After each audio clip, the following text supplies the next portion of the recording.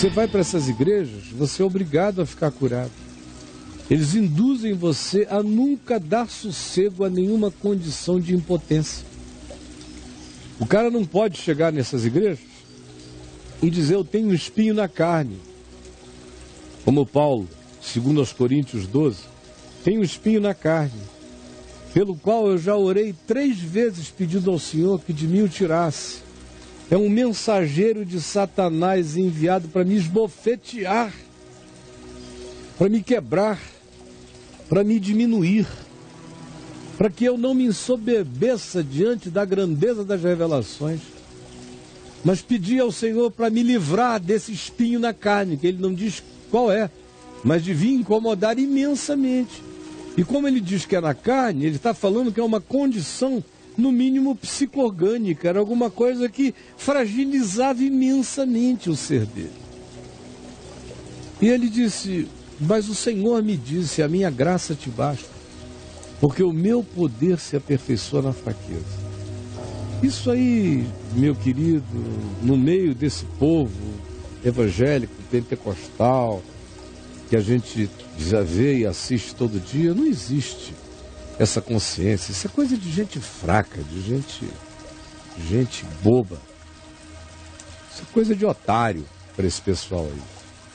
Para esse pessoal, Paulo tinha que entrar na fila e dizer: não, eu declaro que esse espinho vai sair, que poder de Deus se aperfeiçoa na fraqueza, não, eu sou cabeça, não sou cauda, eu vou brigar, e vou resistir, eu vou me revoltar.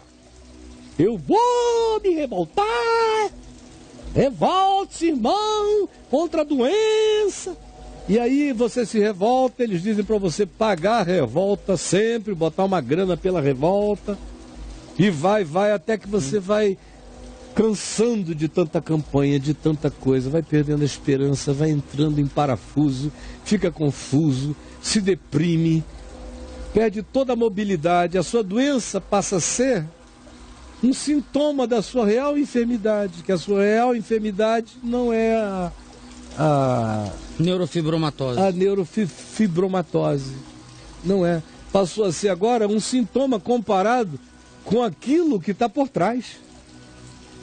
Não estou dizendo que a doença tópica tenha nascido disso, só estou dizendo que ela se tornou pequena, perto de um mal mais profundo.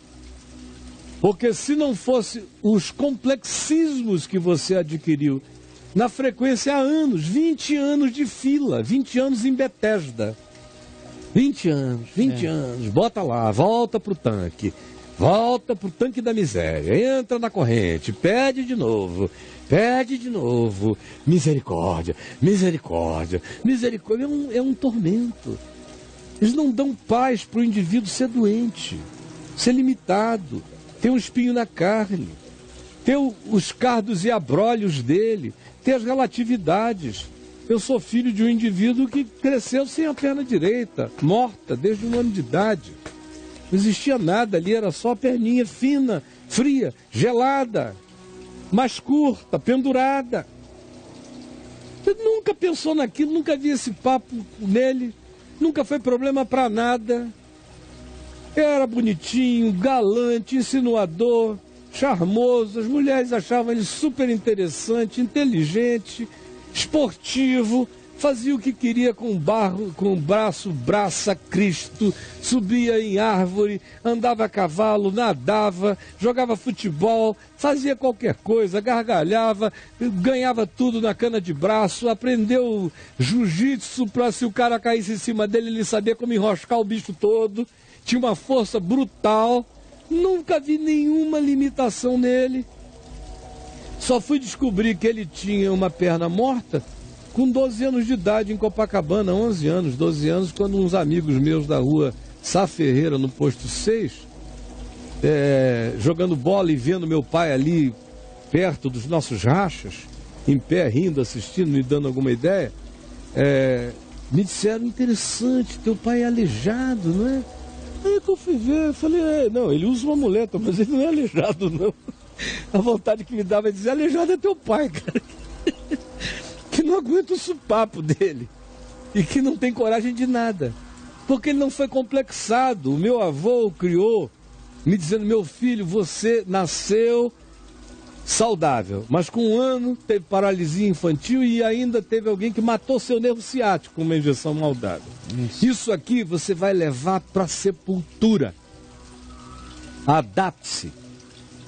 Ele disse que de 3 anos para frente ele cresceu ouvindo isso. Adapte-se. E não tem desculpa, você não é mais fraco do que ninguém, você não é nada. Você vai poder tudo se você se adaptar. Se você souber usar as oportunidades vinculadas à sua fragilidade. Mas não tenha pena de você e não se torne complexado. Não há razão nenhuma para você. Ele foi à luta e foi um dos caras mais normais que eu já encontrei. Então o problema não é este, o problema é a criação, o problema é essa internalização teológica depressiva, o problema é essa culpa de ser doente, o problema é a latência desse sentimento de que Deus não te ama, porque senão já teria te curado. São todas essas introjeções demoníacas que a religião põe na vida de um indivíduo que tem uma condição irreparável às vezes, mas sente essa obrigação cotidiana de ser curado como demonstração de que Deus é o Deus dele, sem cuja demonstração ele não está preparado para amar, para casar, para transar, para sorrir, para viver, para fazer nada. E tudo isso é mentira. O teu problema não é a tua doença, o teu problema foi o que se plantou na tua alma. Um amigo fala assim, Caio, meus líderes de célula insistem que eu devo participar das reuniões de cura interior e libertação. Rapaz, isso é uma furada nesses meios aí. Mas eu fico receoso porque eu penso que... Furada, não entra não. Se eu já aceitei a Cristo e já fui lavado pelo sangue dele, tudo se fez novo, já fui perdoado. Eles vão te plantar coisas na mente. Pois é, eu já fui perdoado e já perdoei os que me magoaram. Isso. Já fui libertado de tá qualquer liberto. corrente espiritual. Ele te libertou do império das trevas. Aí ele te pergunta, por que preciso fazer cura e libertação? Não precisa. Cara? Se for para fazer essas libertações, que usem métodos da psicologia. Não precisa, Jung, não precisa. Eles querem é fazer uma devassa na alma do próximo. Aí você entra lá, eles vão tentar te fazer uma regressão. Sabia? É, cara. Isso é na base da regressão, às vezes da hipnose. Aí vão regredindo. Agora conta o que aconteceu no período tal. Teu pai, como é que a tua mãe te pegava? Como é que teu pai te dava banho? Eles vão induzindo, olha, meu amigo, para cada 10, 2, 3 entram numa de que foram molestados pelo pai e pela mãe. E eu já vi pai e mãe ficarem loucos. Que é mentira. Claro, eu conheci essas pessoas. Eu as vi crescer. Aí entram aqui, pira a nossa terra. Aí vão para lá. Aí entra em... Lá tem essa papinha. Eu tô para que preguem o evangelho. Parem com palhaçada. E aí? Aí o cara entra em regressão. Aí daqui a pouco o pai é um pedófilo escondido. A mãe gostava muito de lavar o meu pinto. Foi a mamãe que me excitava. Não sei o que. Aí vai. Eu vejo famílias se desunirem. Pessoas ficarem griladas, tem gente que eu já vi sair de lá e ser internada. Para depois você tratar. Porque plantaram foi na cabeça do indivíduo um grilo maluco. Ficam exumando mortos. O que Jesus chega e diz assim, está consumado. Eles dizem, então vamos desembrulhar. Ih, olha aqui, de quem é esse pinta do vovô? Eles abrem o sepulcro. De onde vem? E sem propriedade psicológica. Sem ciência psicológica profunda. E não deveriam. Porque qualquer psicologia e psiquiatria sérias sabem que boa parte das hipnoses e das regressões funcionam muito mais como sugestionamento do que como descobrimento de realidades perdidas no interior humano. É muito mais plantio de evidências que se queira do que o encontrar realidades que se procura. Então, tem gente que sai para ser internada. E não precisa, quando Jesus disse está consumado, ele trouxe a cura. Trouxe a cura. Eu encontrei, daquela ocasião lá que O Danilo Gentili me perguntou, nada novo, eu tinha escrito no meu livro Confissões de um Pastor, em 96, e antes disso eu tinha falado milhares de vezes, nunca foi um problema.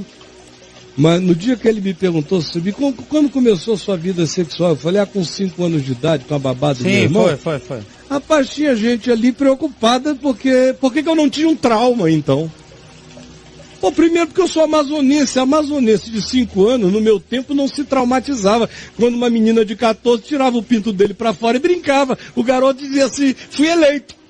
Sim. Com 5 anos de idade. No Amazonas era assim na minha terra. Não tinha isso naquele tempo. Mas Belo Horizonte também é assim. Você quer que eu fique doente do que não me adoeceu? Com certeza. Agora, se você vai para um lugar, se você conta essa história, eles dizem, tem que ter uma enfermeira.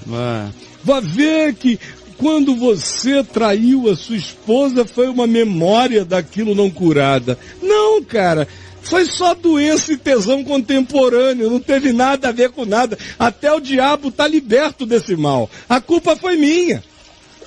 Agora, assim se separam os homens são curados quando Jesus diz está consumado e eles creem. Agora, os meninos se entregam para terem a mente debulhada por uns tarados que ficam querendo saber quando é que você transou pela primeira vez, como é que foi, qual a posição que você gosta, e tudo isso tem que ter alguma relação com alguma coisa, vão te debulhando, vão te arrancando, vão te puxando, vão querendo saber a intimidade, a teu pai, a tua mãe, e como é que é, eles transam, eles fazem sexo, como é que vai, e a tua família, e aquilo, Rapaz, é uma desgraça. Essa tal de cura interior, fujam disso. E os que a praticam são mais doidos do que o maluco da pederneira. A maioria dos clássicos e dos que andam por aí fazendo isso, eu conheço a vida inteira. São pessoas que não se resolveram em si mesmas, são pessoas com fixações, são obcecados. São gente de 1 ou 2 temas que vivem o tempo todo procurando aquilo nos outros. E vão adoecendo pessoas com a fixação da doença deles, do problema deles não tratado, como algo que existe no próximo em profusão, quando não é necessariamente assim. Então saia dessa, por favor.